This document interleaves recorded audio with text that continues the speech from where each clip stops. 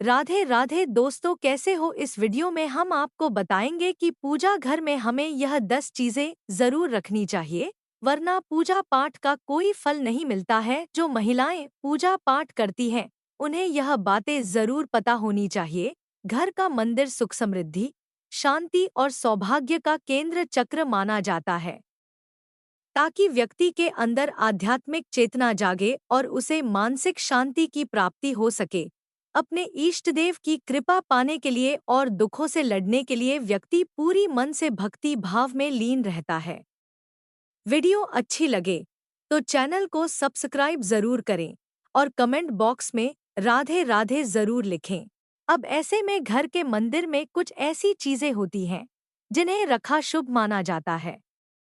इससे मां लक्ष्मी की कृपा प्राप्ति होती है और व्यक्ति के जीवन में धन सुख समृद्धि आती है।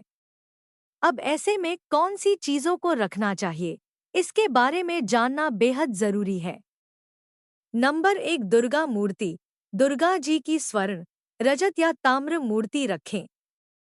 अगर ये उपलब्ध न हो सकें तो मिट्टी की मूर्ति अवश्य होनी चाहिए, लेकिन मूर्ति का साइज बहुत बड़ा नहीं होना चाहिए। चूंकि नवरात्रि में माता की पूजा विशेष रूप से की जाती है, इसलिए माता की मूर्ति जरूर होना चाहिए। नंबर 2, चंदन। चंदन शांति व शीतलता का प्रतीक है। एक चंदन की बट्टी और सिल्ली पूजा स्थल पर रहना चाहिए। चंदन की सुगंध से मन के नकारात्मक विचार समाप्त होते हैं। चंदन को शालग्राम और शिवलिंग पर लगाया जाता है। माथे पर चंदन लगाने ने मस्तिष्क शांत भाव में रहता है। नंबर 3, पुष्प। देवी या देवता की मूर्ति के समक्ष फूल अर्पित किए जाते हैं। यह सुंदरता का एहसास जगाने के लिए है। इसका अर्थ है कि हम भीतर और बाहर से सुंदर बने। नंबर 4, धूप। धूप सुगंध का विस्तार करती है। सुगंध से आपके मन और मस्तिष्क में सकारात्मक भाव और विचारों का जन्म होता है। इससे आपके मन और घर का वातावरण शुद्ध और सुगंधित बनता है। सुगंध का जीवन में बहुत महत्व है। धूप को अगरबत्ती नहीं कहते हैं। घर में अगरबत्ती की जगह धूप जलाएं। धूप जिसमें जलाते हैं उसका एक अलग से पात्र आता है। नंबर 5, जल कलश। जल से भरा कलश देवताओं का आसन माना जाता है। दरअसल हम जल को शुद्ध तत्व मानते हैं, जिससे ईश्वर आकृष्ट होते हैं। इसे मंगल कलश भी कहा जाता है। एक कांस्य या ताम्र कलश में जल भरकर उसमें कुछ आम के पत्ते डालकर उसके मुख पर नारियल रखा होता है।